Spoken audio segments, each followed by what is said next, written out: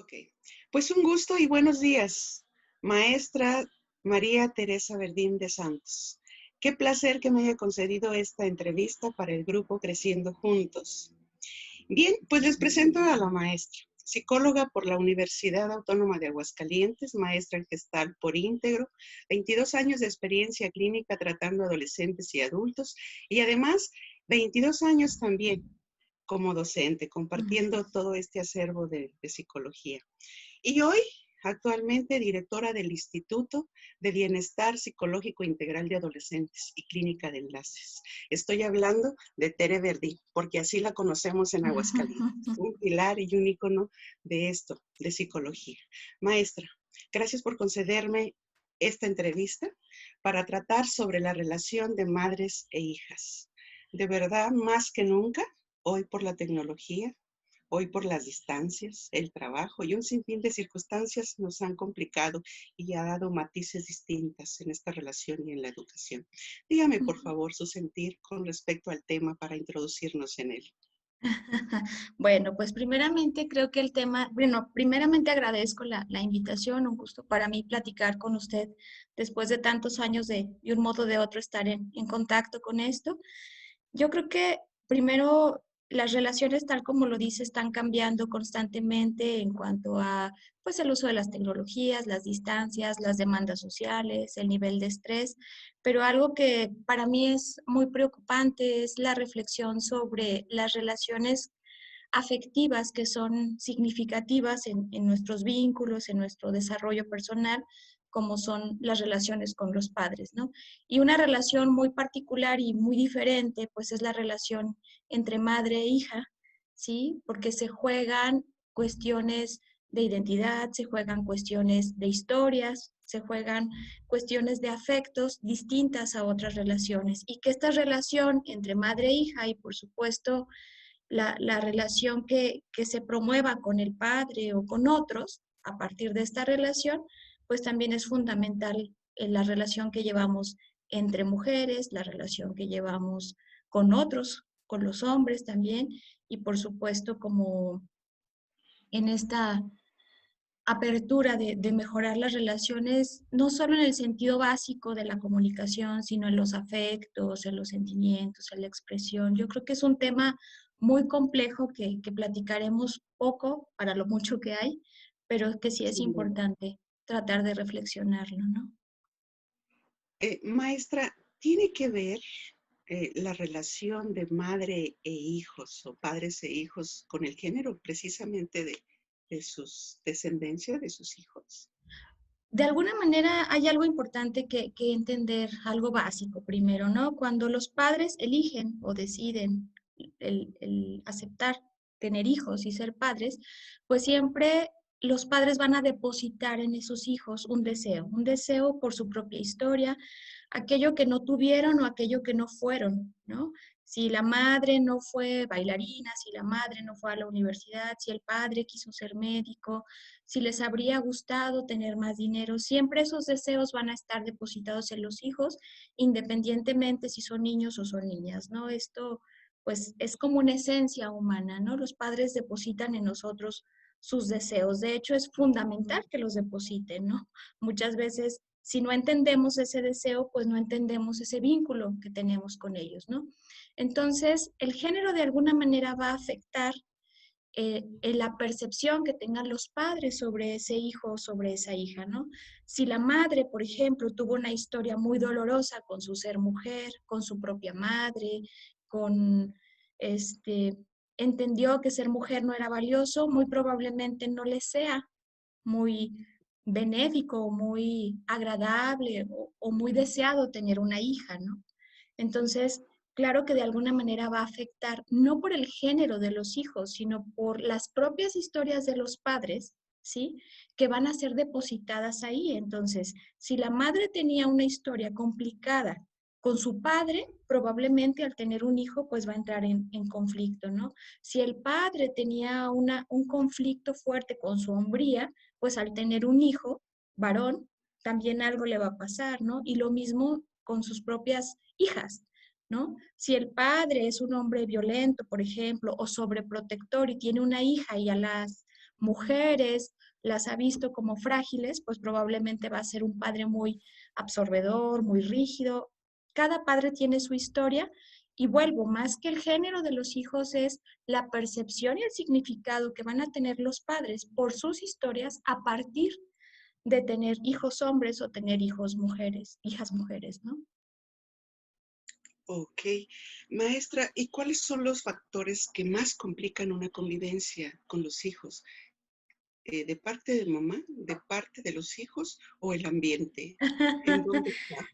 Eso es muy interesante porque cuando hablaba ahorita de los factores, bueno, creo que ya estamos mencionando algunos, ¿no? O le estoy mencionando ¿Cierto? algunos como en relación, bueno, las historias de los padres son fundamentales, ¿no? ¿Qué hay en los padres, ¿no? ¿Qué esperan de los hijos? ¿Qué están necesitando de los hijos? ¿Qué les piden sobre sus propias expectativas? Luego, en los propios hijos, su desarrollo, ¿sí? Ningún hijo, bueno, no. Los hijos vamos a aceptar cuando somos muy pequeños que la palabra de nuestros padres es la que nos rige, ¿no? Se esperaría. Hay hijos un poco más rebeldes, ¿no? Entonces, el propio Divertidos. hijo, claro, el propio hijo pues va a empezar a percibirse él mismo a partir de justamente estas relaciones, ¿no? Lo que le dice mamá, lo que le dice papá, cómo es valiosa, cómo es valioso, qué le dicen del mundo. Entonces, el propio desarrollo de los hijos, ¿sí? Va a ir favoreciendo cierta manera de relación, pero si se fija, se van a ir entrecruzando, ¿no? Por ejemplo, si es un niño que por lo que sea brinca, salta, juega y la mamá quisiera una niña calladita, entonces va a hacer todo para decirle, guarda silencio, no digas, ¿no? Y el niño va a empezar como en esta construcción de sí mismo, pues a partir de estos dos puntos, ¿no? Lo que mamá dice y lo que yo quiero, y entonces cómo se va haciendo ese equilibrio, ¿sí? Y por último, tal como lo comenta, lo social, ¿no? Vivimos en una sociedad donde por justamente lo que hablaba, ¿no? La tecnología, las redes sociales, el exceso de información, el exceso al acceso de la información, ¿no? Todo esto, en tanto exceso, pues no es fácil filtrar la información, ¿no? Entonces, algo que yo veo constantemente en consulta y me es muy preocupante es, por ejemplo, las propias exigencias que se hacen los padres en la actualidad, ¿no? Ahorita dice, ¿cuál es ese ¿Ellos como factor? papás? Claro, claro, porque es, por ejemplo, si lo pensáramos, ¿cuál es la madre ideal en la actualidad, no? ¿Cuál es el padre ideal en la actualidad? ¿Qué se espera en la actualidad de los padres? Entonces, entre lo que ellos tienen sus historias, más lo que suponen que socialmente debe ser bien visto, porque ahorita pues es eso, lo que se le da pauta, ¿no? A lo bien visto, a lo bonito. ¿Quién publica en Facebook sus errores, no? Pues siempre publicamos como aquello bueno, ¿no? Entonces los papás también entran en un conflicto y se hace como una especie de maraña, lo voy a decir así, donde estos tres elementos se entrecruzan. Entonces, los tres factores son muy importantes en la convivencia, en la manera de relación. No sé usted cómo observe en sus alumnos cómo se relacionan con los padres, ¿no? Cómo se relacionan con los adultos, pero tiene mucho que ver, ¿no? También lo que se espera He visto, socialmente. he visto en 20 años, 25 años, cómo los jóvenes han cambiado de una manera muy sentida, pero en estos últimos 10 años el cambio ha sido más drástico. Y cuando las circunstancias me llevan a acercarme a ellos, la mayoría de ellos tienen una mala relación con sus papás. Ellos se perciben desatendidos o Ujú, abrumados, ujú, en un extremo ujú. o en el otro. Sí, sí. Y además no entienden para nada la autoridad. No están muy dispuestos a admitir la autoridad del papá. Sí, ajá, y esto que comenta, ¿no? Cómo ellos, pues imagínense toda la cantidad de emociones que están implícitas ahí, ¿no? Si lo vemos de fuera, pensaríamos que es nada más, ay, pues hay que imponerles la autoridad, pero es, si esos chicos se sienten, aislados de sus padres, desvinculados, no amados, sobreexigidos, abandonados, como lo dice, pues entonces es ese sentir ante sus primeras autoridades, ante sus primeras vínculos, pues Imagen. entonces, claro, claro, ante aquellos que van a hacer su primera imagen, su primera apuesta, su primera relación, pues lo van a depositar en esas autoridades que están alrededor, ¿no? Es, si ellos no pueden, pues ¿quién va a poder, no? Y lo que hacen justamente ahorita que decía es retar a la autoridad, y yo creo que aquí viene hablando de factores, pues también que nos toca a los adultos, ¿no? Porque yo creo que no solo los chicos han cambiado, ¿no? Para que estas relaciones sean de X o Y manera.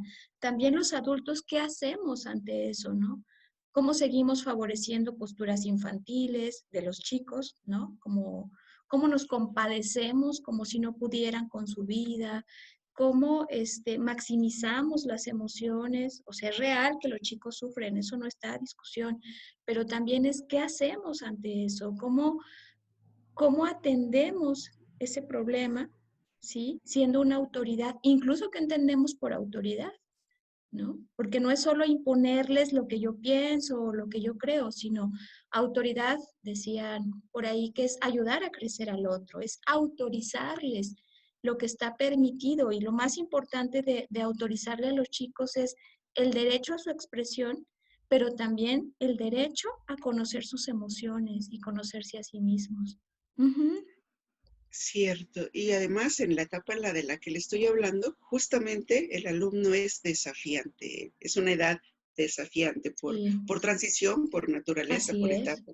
así Y es. cuando usted hablaba sobre de los papás cuando van a terapia, ¿cuál es el ideal? ¿Cómo perciben ellos, los papás, que deben ser los papás ideales? ¿Cómo, Ah, cómo debieran ser esa según? es una muy buena pregunta, porque justamente los padres, primeramente, el ideal de padres, y si lo pensamos incluso entre el ambiente, entre psicólogos, educadores, es, primeramente, los padres imaginan que no tienen que tener errores, ¿no? O sea, tienen que ser más que perfectos, como buenos, ¿no? Nobles, bondadosos, sensibles, ¿no? Si se fija en esto de la muy mal entendida a veces, ¿no?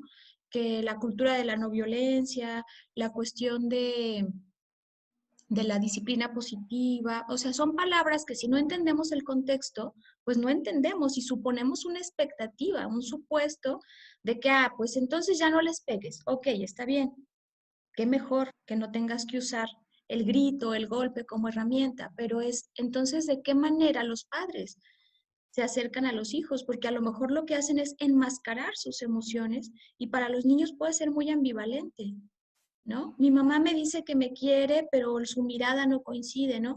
O mi mamá me dice que no me va a regañar, pero, ¿no? ¿No me habla? Entonces, exacto, exacto. Entonces empieza a ver como un vínculo, o la importancia de ese vínculo no es solo la relación entre los dos, sino que al ser mi padre o mi madre, yo ser pequeño, ser un niño o una niña pequeña, entonces ellos son mis figuras para yo ser querido. Entonces, si los padres tienen ese ideal, ¿no? De un padre que no debe gritar, no debe golpear, no debe alzar la voz, ¿no? Entonces los padres también se confunden, ¿eh? Porque entonces nuestros padres comúnmente como eran autoridad, ¿no? Con la mirada, tal vez algunos nos dieron uno que otro chanclazo, un pellizco, ¿no? Y no es que esté bien, sino ahora es, No, encerrarme en el es cuarto oscuro. exactamente el tiempo fuera, ¿no? O sea, que decían mis amigos de la prepa, bueno, ¿quién no le dieron un chanclazo y ninguno de nosotros tenemos problemas graves a nivel emocional, ¿no? Porque de alguna manera esa autoridad que ejercen los padres, que es una ley, nos va diciendo que a ellos les interesa que nosotros sepamos regularnos, que nosotros sepamos, a lo mejor en obediencia, pero estar ahí de alguna forma va generando un vínculo y va generando incluso un sentido de existencia, ¿no? De Entonces los límites. padres, sí, claro, los padres de ahora, tal como lo pregunta, pues lo que se imaginan es que tienen que ser unos padres tan bondadosos que pierden el hilo de su autoridad, que pierden como ese sentido de verdad de ser padres, ¿no? De ponerles límites, de preocuparse por los hijos, o ya se preocupan cuando, ahorita que dice, ¿no? Usted que trabaja con adolescentes de preparatoria, ¿no? Ya cuando los chicos están a punto de irse a la autonomía, a punto de irse a su vida, es cuando los padres quieren regularlos. Entonces, ¿qué hacen los hijos? ¿Para qué? Ya es tarde, ¿no? Ya no es Sí. momento, ¿para qué estás aquí? No, no. Y si a eso le agregamos que en la transición el adolescente requiere reintegrar su cuerpo, reintegrar su mundo emocional, reidentificarse y diferenciarse, pues claro que lo que menos van a querer es acercarse a los padres. Entonces, esto hace las relaciones muy caóticas en la adolescencia, muy caóticas. ¿Sí? Porque también los padres pues van a entrar en sus propios conflictos de identidad, ¿no? Y actualmente, bueno, mi mamá me tuvo a los 21. Actualmente hay madres de 45, entonces cuando ese hijo tenga 15, ella tiene 60. Entonces, también hay todo un reajuste en esto de los propios procesos personales, ¿no? Que van cambiando y que no son iguales a hace 30 o 20 años, o como decía usted, hace 10 incluso, y no sé qué va a pasar en 5 años, pero lo que sí es cierto es que lo que no se ha perdido es que los padres son nuestra primera figura de afecto, nuestra primera figura de autoridad y nuestro primer vínculo de amor, ¿no? Eso es básico para nuestra existencia. Eso no cambia. Aunque cambie la cultura, aunque cambien las demandas, afectivamente eso es esencial. Ujú. Y nos marca para bien o para mal, ¿cierto? Así es, así es. Y hablando de padres ideales, ellos también consideran el proporcionar, el dar de más, el proveer cosas que no se requieren como parte de ser padre ideales. Fíjese que es una pregunta interesante porque justamente yo le comentaba al principio que los padres nos van a dar lo que, para que nosotros busquemos lo que ellos no tuvieron, ¿no? Y entonces esto de dar y dar sí es un asunto de padres ideales porque es entre más te doy, parece que más valgo. Pero eso también es muy angustiante para los chicos, porque entonces es, me das, lo voy a decir metafóricamente, ¿no? Me llenas mis vacíos, ¿no? O me dices que tú eres quien me va a llenar y no me da chance de que yo me frustre, de que yo entienda que me hacen falta otras cosas, de que hay muchas cosas aparte de mis padres, ¿no? Y entonces esos padres en esta fantasía del ideal, pues no es solo como el ser bueno, sino es ser el que tiene para no dejar a los chicos en falta, en carencia, como si los, evitándoles un sufrimiento cuando es una necesidad requerida, ¿no? Si yo no sé lo que me falta, pues entonces ¿cómo sé lo que me mueve? Entonces aquí también esto de los padres ideales de dar y dar y dar, y dar lo que se tenga, ¿eh? Porque hay familias donde se da dinero, pero hay familias que se da exceso de amor, por ejemplo, ¿no? Sí, Cierto. entonces sí, ese ideal no es solo como el esperado socialmente, sino también el que bajo mis condiciones puedo ir como construyendo, ¿no? Ujú. Y sí, es todo un reto escuchar a los papás. Ok. Y bueno, hablando de la consulta, ¿cuál es la etapa más complicada o la edad más difícil en la que hay problemas de relación madre e hija? Bueno, es específicamente entre las madres e hijas, una edad muy particular es la adolescencia.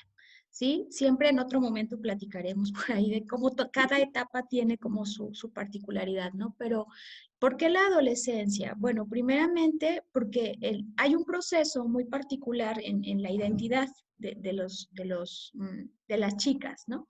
Primero es yo igual a mi mamá. Mi madre y yo, pues mi mamá es a quien quiero y entonces está ahí, me doy cuenta que me parezco a ella. Pero para saber que soy igual a ella, pues tiene que haber un tercero, ¿no? Un papá, otro ahí que me diga que soy tanto en cuerpo como en expectativas, como en imagen, vamos a decirlo así. ¿Sí? Después la niña pues se acerca al padre, se acerca al abuelo, se acerca a un otro, a un tercero que esté ahí en su historia. Y en la adolescencia, cuando se reactiva el cambio hormonal, más bien se activan los cambios hormonales, diría Freud, cuando se pasa de la latencia, algo que estaba ahí, pero que ahora va a estar presente porque ya mi cuerpo cambia. Entonces ahí las niñas tienen que volver a identificarse con la madre. ¿Sí? Entonces, ahí vuelve como una especie de regresión, ¿no?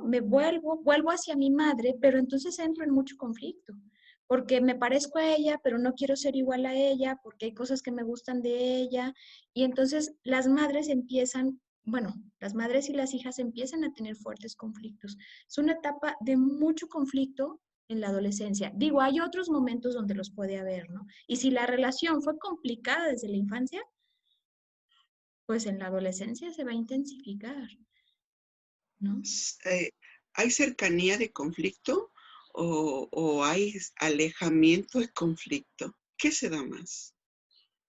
Yo creo, híjole, es que más que es interesante la pregunta, lo intento entender así, ¿no? Como las madres y las hijas no les es tan fácil acercarse. Primero, porque la madre va a seguir, cuando un hijo o hija, en especial la hija, se va a ir de casa, va a crecer, va a hacer su autonomía, la madre va a sentir como un vacío, ¿sí?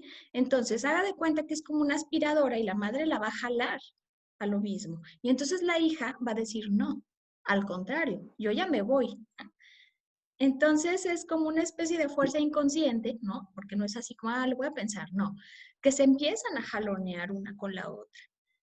Y entonces justamente es en la edad donde dicen las mamás, es que me quiero acercar a mi hija, quiero hablar con ella, quiero que seamos amigas, incluso algunas mamás dicen eso, ¿no?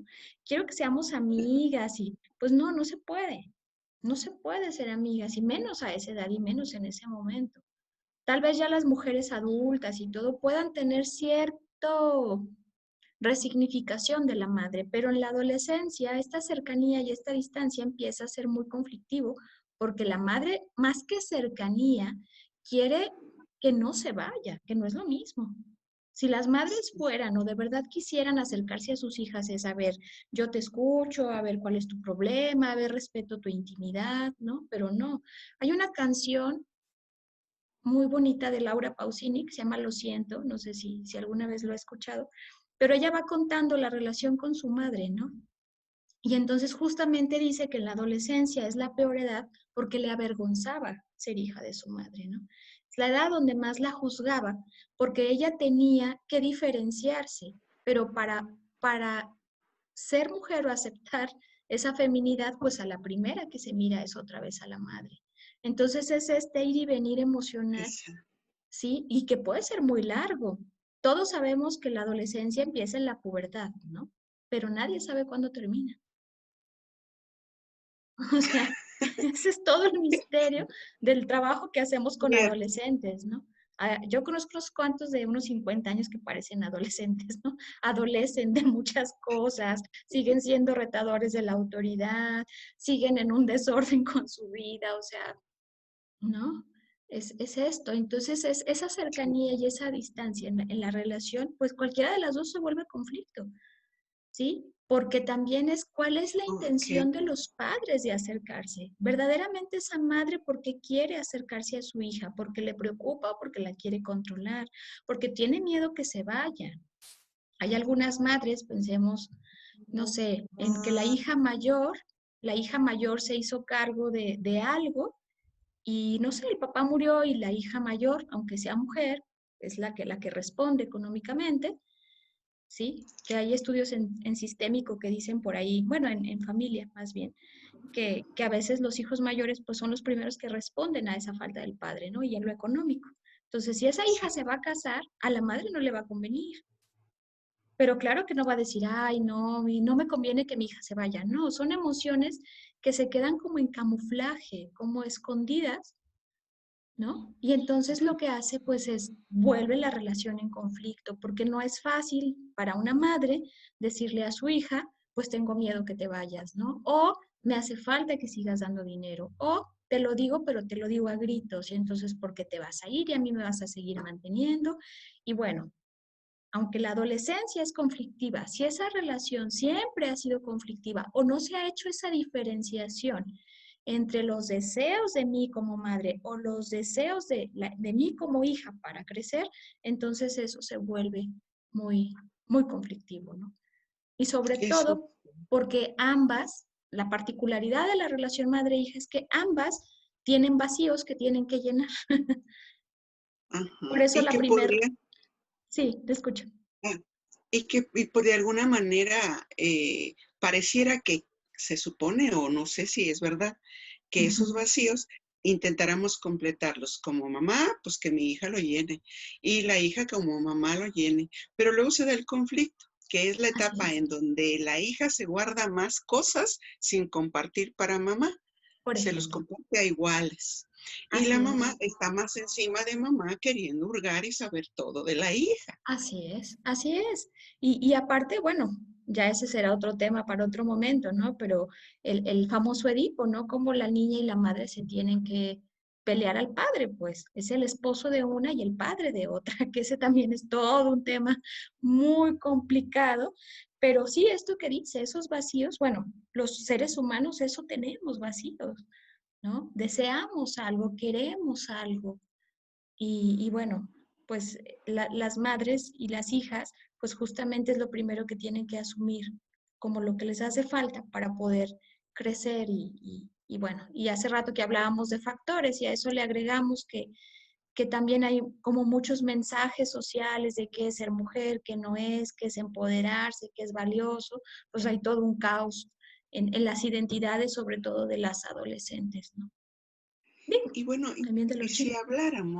y si habláramos, ¿qué contribuiría? ¿Qué se requiere? ¿Qué ingredientes le pondremos? ¿Qué hace falta como mamá o como papá para que contribuya a una buena relación? Porque, no sé, las mamás, la mayoría de mamás en este grupo diría, bueno, ¿qué hago? ¿Cómo ayudo? Ujú, ujú. Digo, no hay recetas de cocina. Yo insisto que si las hubiera, ya habría escrito mi libro. ¿No? Pero sí, Escríbalo de sí, todas de maneras. todos modos lo escribo, ¿verdad?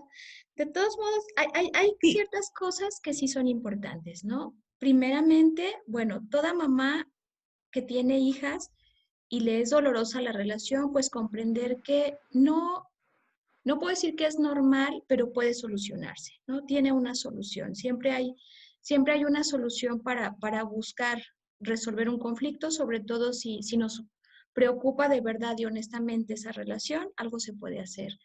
El otro punto también muy importante es, si yo soy mamá y quiero resolver mi asunto con mi hija, pues lo primero que tengo que voltearme es a ver a mí misma como madre, ¿sí? Y como mujer.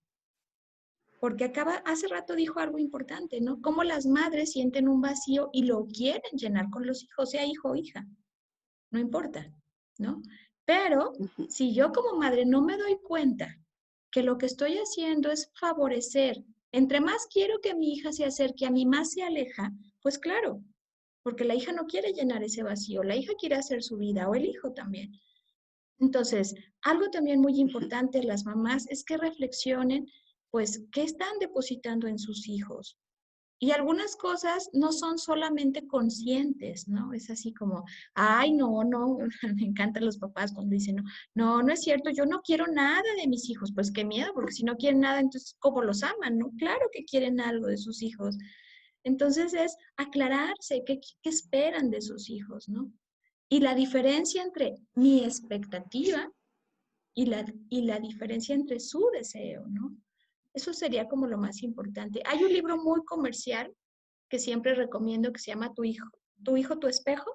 Yo creo que ese es, no sé si lo has leído, muy, muy comercial y muy sencillito. Digo, hay muchos otros, pero para papás como tal, ese ayuda mucho a reflexionar sobre eso. ¿Qué estoy depositando? ¿Qué con mi historia? Este, ¿cómo puedo ir mejorando? Y bueno, hay otros ingredientes, ¿no? La comunicación, la paciencia, pero sobre todo la lucha por la diferenciación entre lo que yo espero y lo que ellos verdaderamente son. Y esa aceptación de esa diferencia, ¿no? Entonces, no es tan bueno esperar de un hijo. Más bien, O no debiéramos esperar nada de un hijo. bueno, es que también sería como otra vez, como decirle a los papás a fuerza. No, más bien es comprender lo que espero. Porque pues como le decía, Ujú. es esencial, ¿no? Es esencial que mi mamá, bueno, que yo como madre deposite un deseo. Es esencial, ¿sí? Es humano, incluso es amoroso.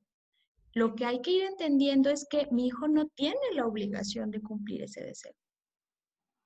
Ok. Eso es lo que hay que ir aceptando. Eso es lo que los padres, ¿no? Y si a eso le agregamos lo que decíamos hace rato de una sociedad donde parece que quiere padres perfectos, donde las escuelas para padres ahora se quieren convertir en educar a los padres para enseñarlos a ser padres perfectos. No, cada padre va a ser el padre a partir de su historia. Claro que puede reflexionar su historia, claro que puede mejorar la manera. Nosotros trabajamos con adolescentes y ha sido impresionante al trabajar con los papás, cómo cuando los papás aceptan, está bien, yo esperaba de ti esto, pero ahora entiendo que no, los chicos dan saltos impresionantes, ¿no? Impresionantes, de verdad, porque los padres sueltan y los aman de otra manera, ¿no? Desean a sus hijos de otra manera. Ok. Ujú. Maestra, y bueno, finalmente, ¿qué cosas hacemos bien y qué cosas hacemos mal cuando hablamos de autoestima de nuestras hijas? ¿Cuándo laceramos? ¿Cuándo lastimamos? ¿O cuándo contribuimos a fortalecerla? Ese es importante. Yo creo que decir bien o mal, volvemos como al tema del juicio, ¿no? Lo que sí es importante es primero el discurso, cómo les hablo, con qué palabras me dirijo, ¿no? Si los nombro, ay, es cariño, ¿no? Esto es muy común entre mexicanos sobre todo, ¿no? Ay, es que le digo mi gordita de cariñito, bueno, pues, ¿qué hay detrás de esas palabras, no? Entonces es las palabras que usamos para dirigirnos a ellos. Segundo, la condicionante del afecto, ¿no? Esto que dijo hace rato me llamó mucho la atención, cuando decía, y le dejan de hablar, ¿no? Eso es dolorosísimo para los hijos. Bueno, para los adolescentes no es así como, ay, ya cállense, pero para los niños, las niñas o los niños más pequeños, una madre que le deja de hablar a sus hijos es el peor castigo, porque es, te niego mi palabra, te niego mi amor, te niego mi presencia. Y entonces para los niños es súper angustiante, ¿no? Muy angustiante. Entonces, fomentar la autoestima, pues primero es entender que una cosa es autoestima y otra cosa es el narcisismo de la perfección, ¿no? La autoestima es que los chicos se vayan conociendo, que las chicas se vayan conociendo, que se vayan preguntando sobre sí mismas, que vayan reconociendo su cuerpo, que puedan expresar sus emociones, que tengan espacios donde toleren la frustración, o sea, esos puntos como de imperfección que nos hace humanos, ¿no? La autoestima no es, como decía Paco Stanley, qué lindo soy, qué bonito soy, ¿no? La autoestima es la capacidad y el proceso que tengo de conocerme dentro de mi vida cotidiana para poder aceptar, ¿no? Mis cualidades y mis defectos o lo que es bueno para mí, lo que no es bueno para mí y todo esto. Entonces, las mamás, sobre todo las mamás, de la manera que más lastiman o fracturan la autoestima de las hijas o el amor propio de las hijas, pues es la sobreexigencia, ¿sí? La exigencia de imposibles y la no escucha de los deseos de las hijas, ¿no? Cuando no escuchamos lo que ellas quieren y tratamos de imponer nuestros propios deseos. Esa es la forma en que más se fractura y lo que más lastima la autoestima. Y como lo decía, con qué palabras, con qué actos, con qué acciones se hace. Ujú. Maestra, y cuando van a la consulta, ¿mamá decide llevar al adolescente a la consulta? ¿El adolescente pide ir a consulta y luego usted llama a su mamá? ¿Cómo Ah, se da? esa es una buena pregunta.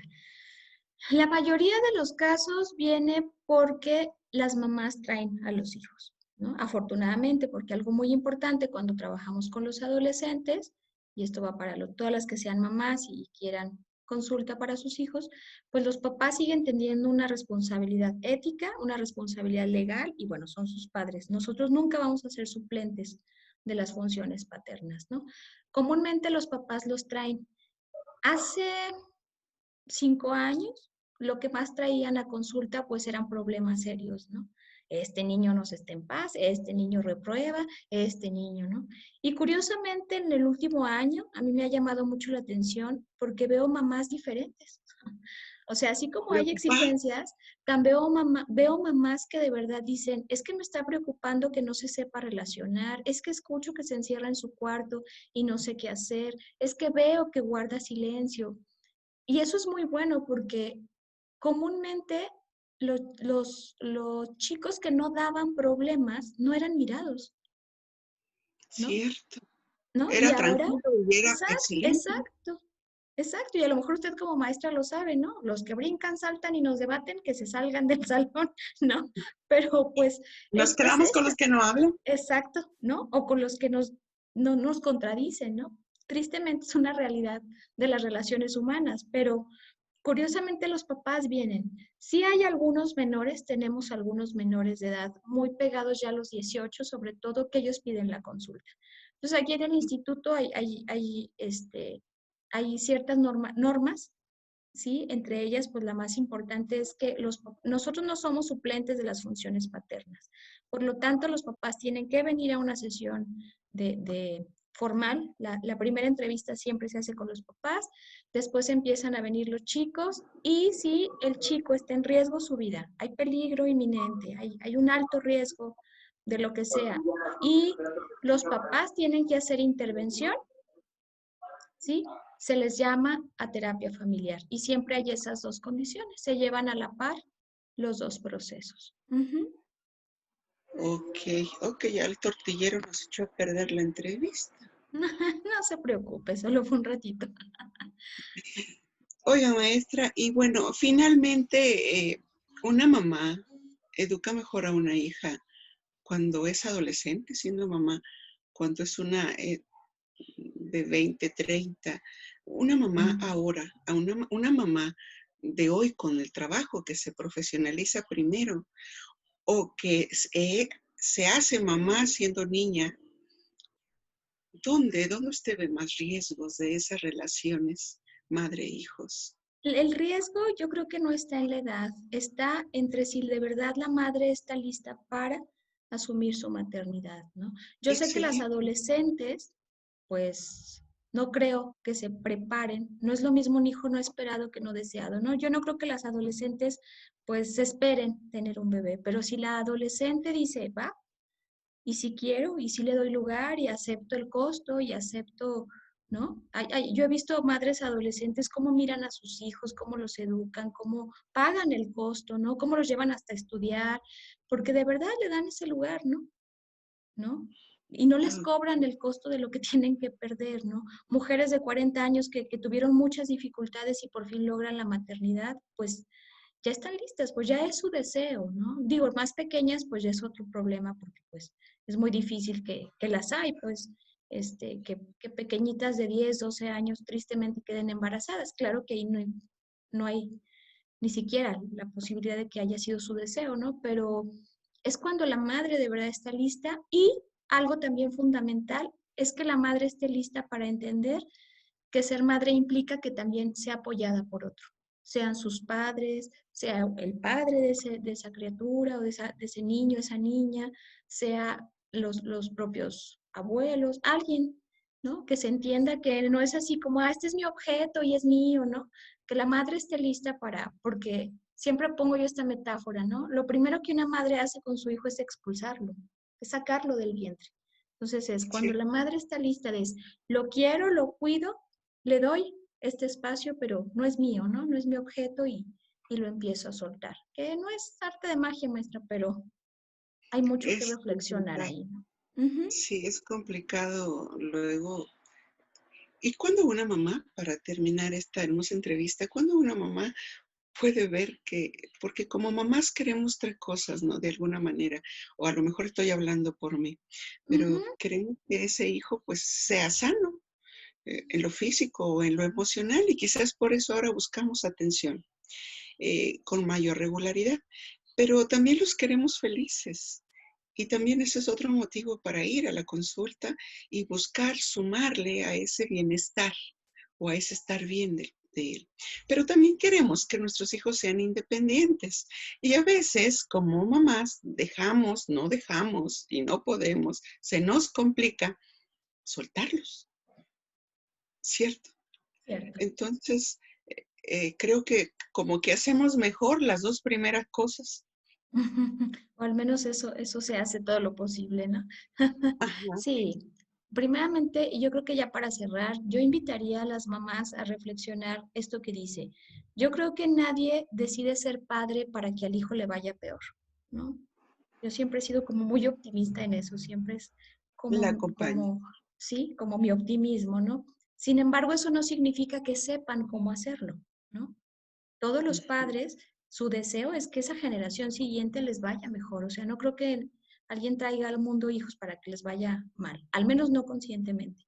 Entonces, es primero, pues yo invito a las mamás a reflexionar esto, ¿no? Haya sido como haya sido esa forma de ser madre y hayan sido las consecuencias, pues han hecho lo mejor posible, ¿no? Evitar como culpas, juicios, y si los hay, pues a terapia, o sea, definitivamente hay que buscar ayuda. Y el punto es que si tienen temor soltar a sus hijos, si tienen temor cortar el cordón umbilical, hay un video muy bonito que anda circulando sobre el cordón umbilical que sugiero también que lo busquen, pues entonces yo invito a las mamás a ir a terapia, ¿no? Es entender que tarde o temprano sus propios hijos les van a gritar en la cara que se van. O sea, tarde o temprano van a decir, no soy tu objeto, no quiero estar aquí, espero, ¿no? Que eso griten los hijos. Por eso la transición que decíamos de los adolescentes, ¿no? Ese es su grito desesperado, ¿no? Es, ya quiero Ok. crecer, ya quiero hacer lo que yo quiero, que no pueden y que tengan que aceptar muchas otras cosas, es otro tema. Pero las mamás es, nadie elige tener hijos para que les vaya peor, pero no saben a veces cómo hacer, porque van a saber hacerlo desde sus propias historias.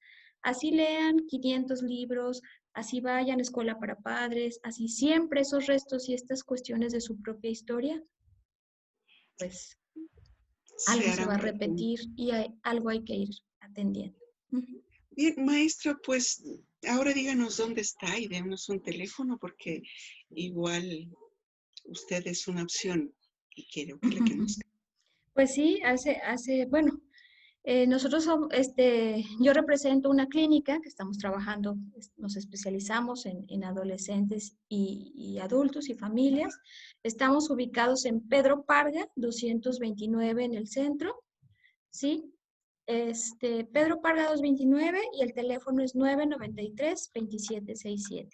Actualmente, todavía por estas cuestiones de la contingencia, estamos intercalando las consultas, pero estamos dando consulta y de igual manera, pues estamos atendiendo vía telefónica, ¿no? Cualquier información, pues está aquí dentro de la misma página de Facebook. Maestra, otra vez, muchas gracias por haber aceptado, por haber compartido, porque trascender además de todo lo que sabemos y hacemos es compartir.